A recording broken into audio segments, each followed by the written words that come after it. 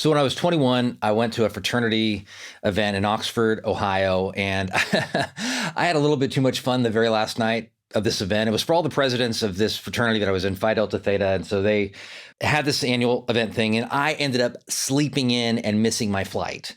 And so I woke up and it was like way after my flight had taken off. My flight was taken off from Cincinnati, and there were very few people around.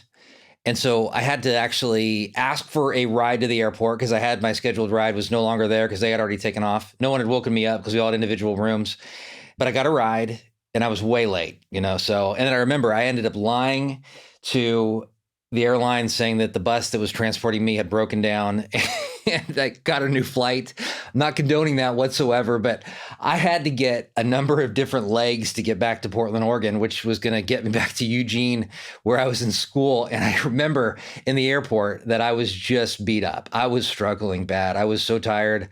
I was hungover. I was not feeling good about myself. And there was somebody in the airport that offered to help me carry my bags. And my response to that was like, no, thank you. I was actually kind of grouchy about it. But then I left that interaction thinking that encouraged me. I think back in that moment and think, that guy, he offered to help. I rejected him. He still smiled. He was still very friendly. And that changed my day because of that offer to help. It was like somebody cares about me. Somebody wants to help me. And so today, we are going to talk about how to help other people who are struggling, how you as a layperson can help other people that are struggling. We just got out of Mental Health Month in May. And so I feel like it's probably on your mind, mental health, the topic. And so I'm going to give you some tips that you can use to help other people who are struggling with their mental health. And so welcome to the Decide Your Legacy podcast. If you found this podcast helpful at any point and haven't done so, subscribe so you won't miss another episode. Pull out your phone, take 15 seconds, give it a rating review on Apple or Spotify, or wherever you get your content. That helps it grow organically to help more people. So a couple risks that I've taken recently, and I share these because I want you to do the same. There's not much more important to good mental health than facing your fears. And there's not much more damaging to your mental health than playing it safe, than caving in, than placating. And so a couple risks. One is I didn't cave in a situation where I felt as if my interpretation of a situation was that I was being mistreated. And it was a violation of my personal ethics. And so I didn't want to stand up. I didn't want to say anything about it because it was going to potentially cause more stress in my life or whatever. But I ended up addressing it and just saying, hey, I'm uncomfortable with this situation. I'm uncomfortable with the circumstances here. And so I did it, I've second guessed myself some, but I still feel like I was polite and friendly, and hopefully there's some resolution that's positive. Maybe not, who knows? I got to let go of the outcome. Anyway, I did it. And so I've also been working on being more flexible as a dad, and that's kind of scary. That's a risk for me because, as a dad, as you watch your child grow, your children grow, and, they are getting closer to launching out and closer to 18. I have to let go of things, let them make mistakes, make their own decisions. Luckily, my daughter makes great decisions, not perfect decisions by any means, but she's a very good, healthy kid, and everything. And so I've been working on myself inside. She didn't even know this, but to be more flexible. It's a risk though. Have to let go of the outcome. So I'm Adam Gragg. I'm a legacy coach, speaker, mental health professional for almost 25 years. And my life purpose is helping people and companies and organizations find transformational clarity, kind of clarity that gives them hope and propels them forward to face their biggest fears, usually emotional fears in their life, so they can live and leave their desired legacy so that when they're gone, 10 years after they're gone, they're living the life now they want people to be remembering them for when they're gone, over Christmas dinner, that kind of thing. So I talk this stuff as well that you can talk to your 6-year-old about, and they're going to be able to grasp these tools and this topic. I also am a fellow traveler. I struggle with everything that I talk about. I'm a fellow listener as well, because I forget everything I talk about and don't apply it many days, unfortunately. So, but I try. Well, I train. I'm in training, not trying. Training means it's a process. I'm getting better. Training. I'm not giving up on the training. And I want to challenge you today to listen as a teacher, not just as a consumer or a student, and to think about, as you listen, something from the day that you're going to teach to somebody else because it resonates with you. Not in a weird kind of way. You're just going to talk about it. Kid, friend, somebody. This is the podcast that you do, not just listen to. Let's go ahead and start with an action. So what I want you to do is to write down and speak into your phone. I want you to think about someone that is struggling. A friend, a family member, a coworker, a neighbor, a cousin, just somebody that's struggling who you may feel some lack of ability to help. It's kind of above your pay grade, so maybe you tell yourself, well, mental health professional's got to deal with that one, or I can't really help them, or whatever. But it could be somebody you actually can't help, but you just haven't. But think about that person. I want you to write their name down and think about them as we go through this content.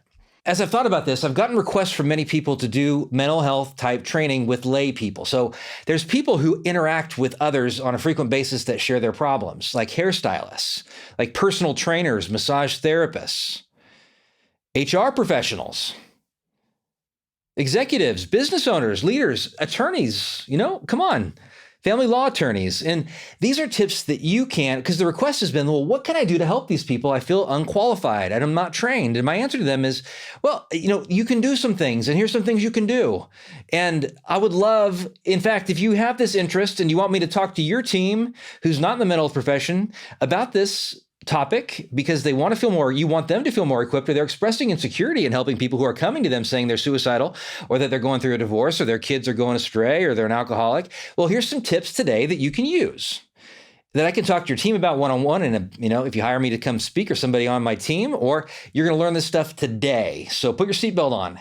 Well, here we go. So some of my best tips and tools for the layperson to help others that are struggling. And these are things that counselors do as well. So, and again, people come to you, they're depressed. They come to you, they're hopeless. And you just sense that from them.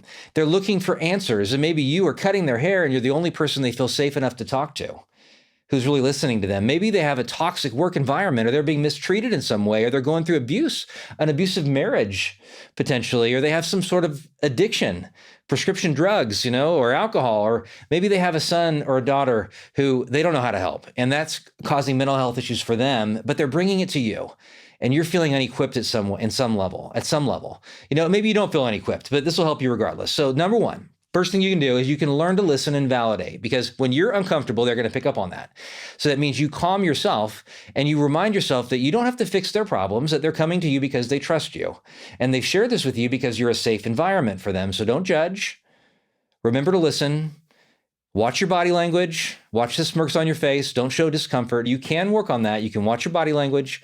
You can do things that show them you care by repeating back to them what you just heard them say, or saying things like, it makes sense to me you'd feel that way, or I can really tell you're struggling here, or I wouldn't say I'm sorry, because I just don't like that term with people. Hey, I'm really sorry you went through this and that and everything, because it's so cliche. Now, it's not a bad thing to say, but it's very cliche.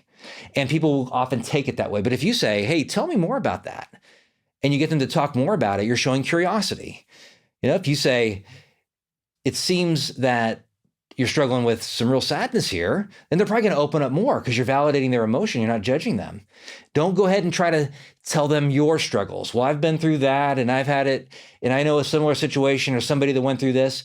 Try to avoid that kind of stuff until further into the conversation. It can be showing them that, okay, you've had issues maybe that they're going to perceive you're saying that's worse for you or other people, which is invalidating. It could be perceived as if you want to go ahead and talk about somebody else or some other situation, which can be invalidating. It takes real skill to build that understanding and rapport before you go to how other people have handled it. So listen, ask questions, be curious, let them talk, and validate. So the second thing is ask open-ended type questions.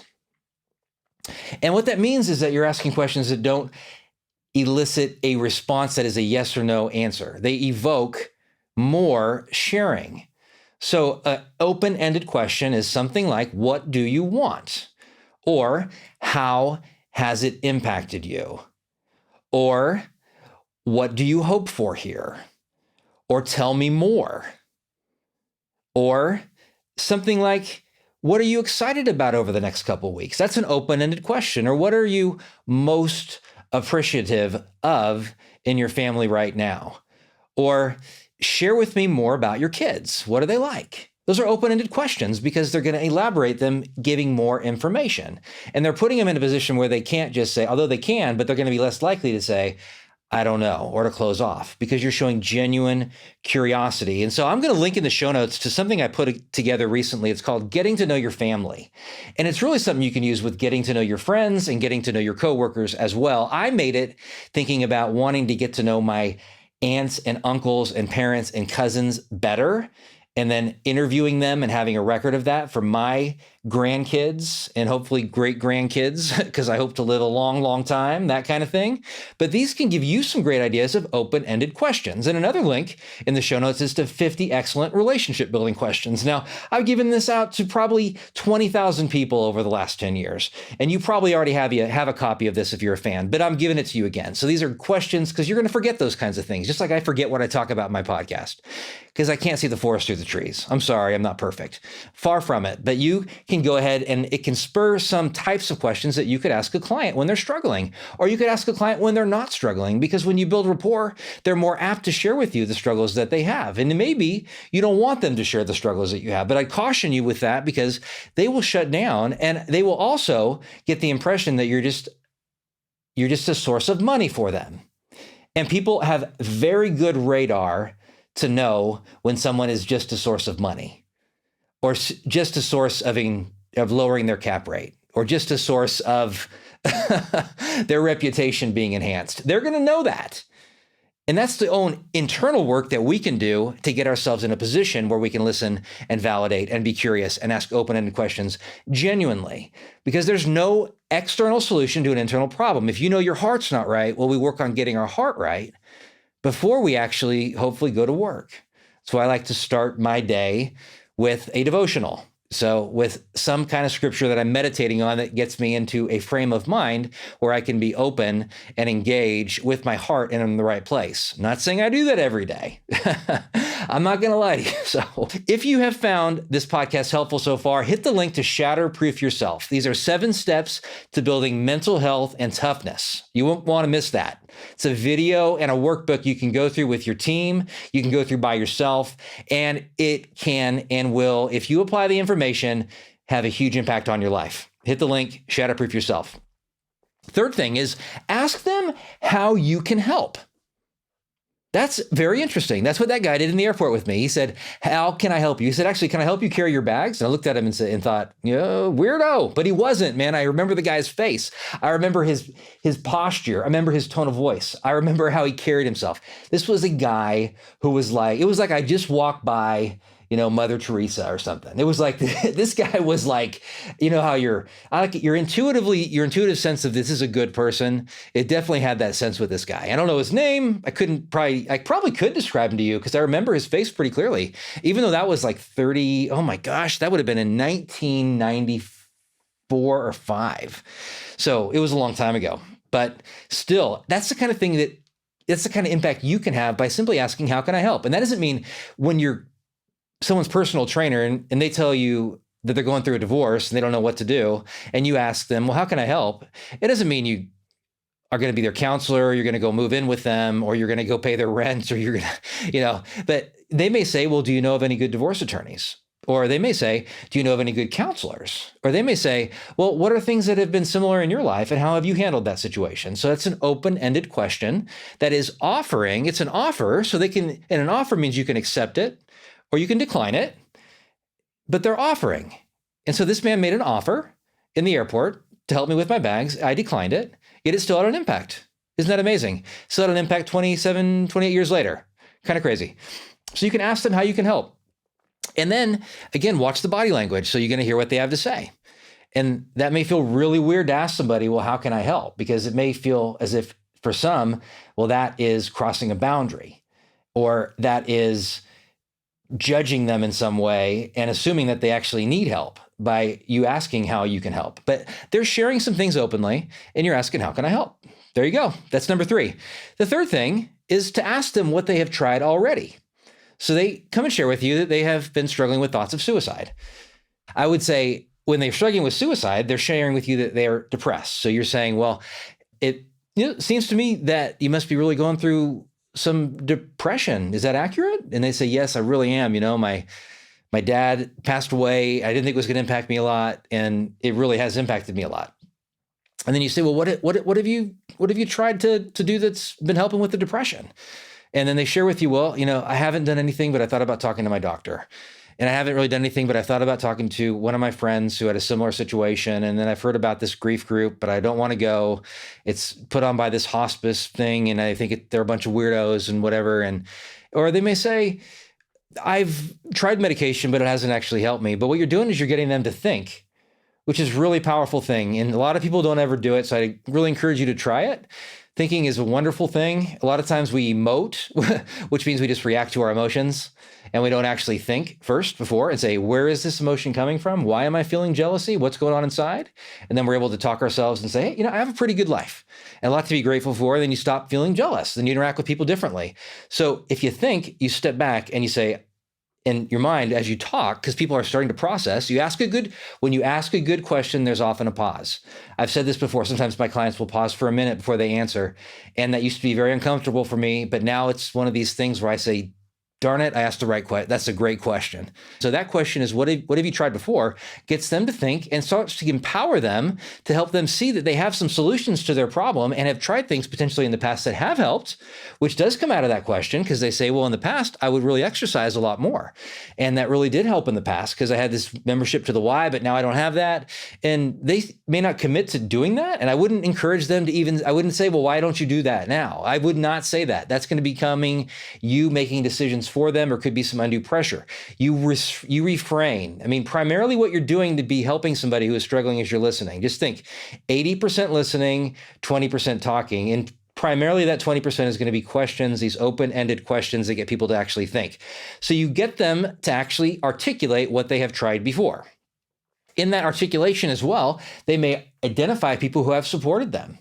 So I used to talk to these buddies from college, or I used to go to this men's group at my church, and it was really helpful, and I don't do that anymore. And I know that I would like to get plugged into that, or I would like to start going to church again, or I would like to go and start talking to this buddy of mine from college that we used to always call each other every Friday morning and have a coffee over the phone, and we don't do it anymore. But they're starting to see that they have solutions as you listen. So you can also say, what else has helped? So what else is a great question? That's an open-ended question. And you can ask that in some situations 3 or 4 times after that initial question. I'm telling you, because people will be prompted to actually elaborate more because you get a sense in their response that there's more to the story. And it could be, what else, what am I missing here? Or is there something else that you want to share with me? And you get better at it over time as you go, because you're going to be comfortable with yourself, which I'm telling you again is you becoming comfortable with yourself. It knows that you're shatterproofed, man. I mean, it comes out because you are showing them that you care, and you're showing them that their rejection or their response, you're not going to be flustered by that because you value yourself. One of the best ways you can ever help anybody is to love yourself and to value yourself and to see your worth and to trust that God's got your back and he's on the side of good and on the side of doing right. And he's going to back you up and that you are valuable regardless of what other people say or do or think, that you can make it through. And you got to train your mind. You got to train yourself. It's a spiritual thing. It's one of those, be around good people. Corrupt company corrupts people. Right? Be around good people, be around your monkeys is what I call them. So ask them that question. What have they already tried? The 5th thing that you can do, that was number 4. The 5th is to help them to change their perspective. And I mean, help. You're not changing their perspective. You're doing things that are going to potentially help them to change their perspective, because our perspective is often fed by untruth and we feel based on how we think. And so if we have a perspective that is hopeless and really it doesn't reflect any of the potential that we have, and really it's not recognizing any of the things we have to be grateful for and any of the opportunities that are ahead, then that's a problem. And it's going to cause neural pathways that are going to be negative. And we got to rise above them and figure out a way to change them. So asking questions like, well, what would it be like a year from now if all this got worked out in your marriage? What would it be like? And how does that feel to think about that? Or what is something that happened over the last couple of months that you think about now and you're like, man, that was a great thing. That was really a positive situation. Or the last day or the last week, that was really positive in my life. Or what is something, you can go even specific. You can go like, what is something in your health that you're really grateful for?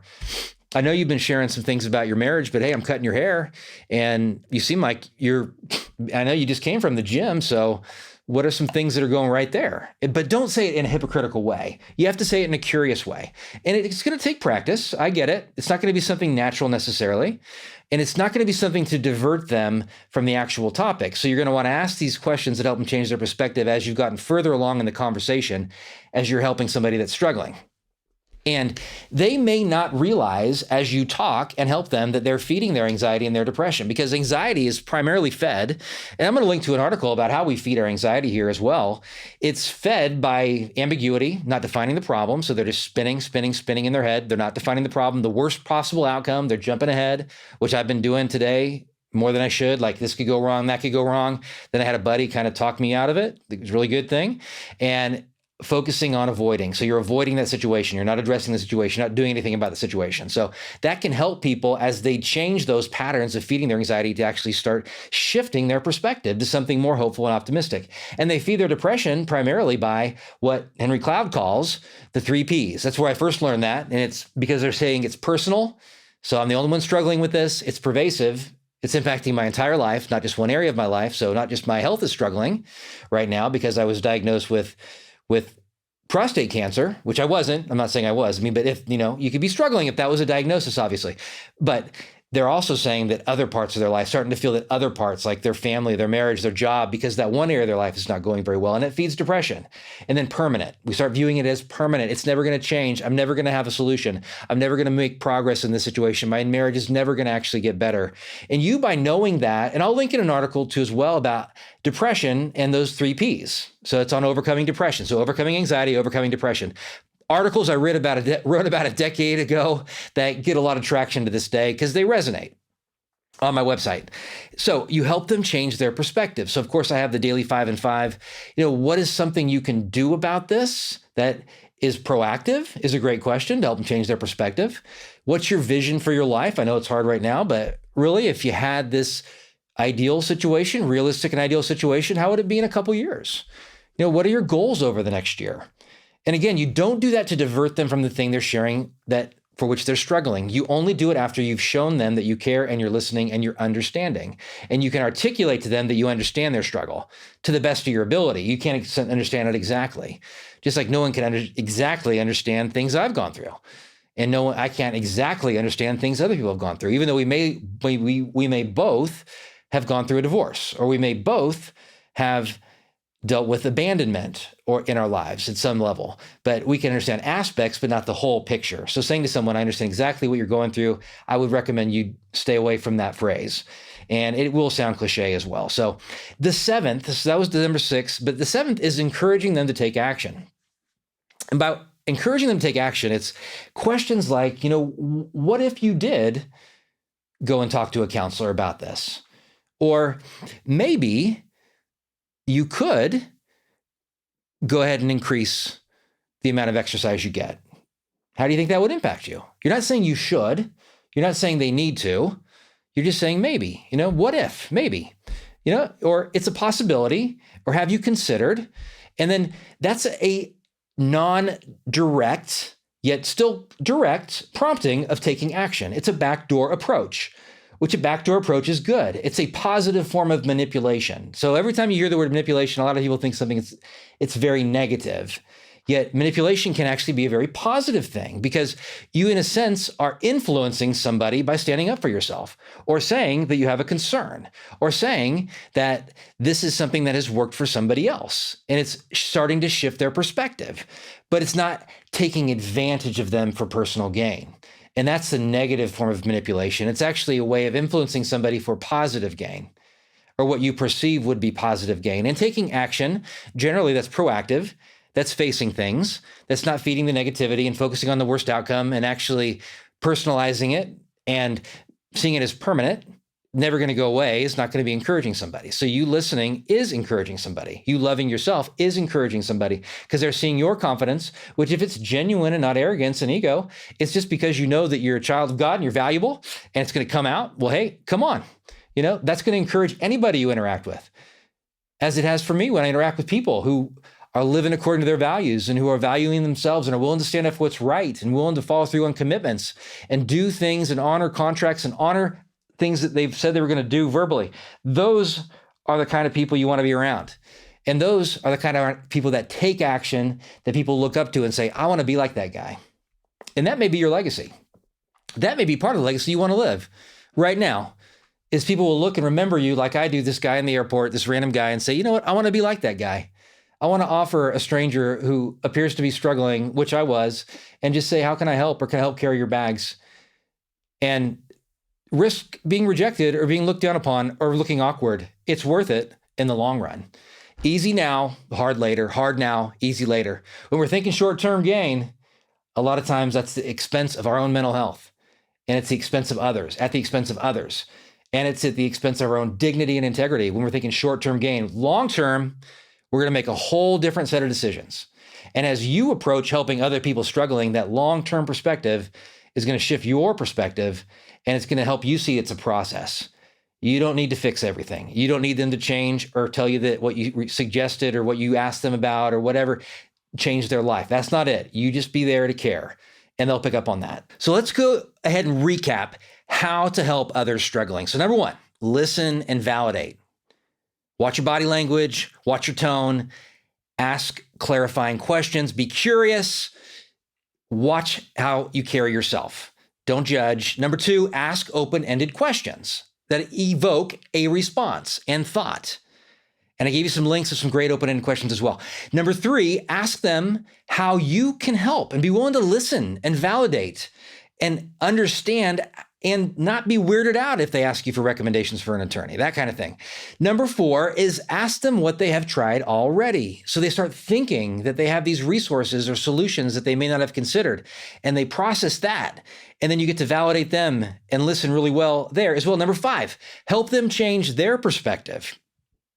So you're seeing their potential because you're recognizing this is an opportunity, and it's going to come out in your body language and your tone, and you're going to help them subtly change and alter their perspective to seeing the potential and the opportunity rather than the problem and fixating on that. Number seven, encourage them to take action. Encourage them to do something to move the needle in this situation. So what resonated with you most today? In the next 24 hours, talk about that concept, teach it subtly, don't be a weirdo, someone to somebody naturally, and then take an emotional risk based on something that you learned today as well. Maybe that thing you teach, you're going to take an emotional risk based on that thing today as well. So remember my rule. 30% of transformational change is insight. You're gaining insight today. You're reading a book. You're listening to a podcast. You're talking to a buddy. 70% or more is action. Taking action is much more important than gaining insight. Take action, take a risk. You're going to make some mistakes, but that's okay. Have me out to speak. Have me out to speak to your team live or over Zoom, or someone else on my team live or over Zoom, or hire a legacy coach to work with you or your team, or myself to work with you or your team. Love to talk to you about that as well. I'm going to sign off today the way I always do. Make it your mission to live the life now that you want to be remembered for 10 years after you're gone. You decide your legacy, no one else. I appreciate you greatly, and I'll see you next time.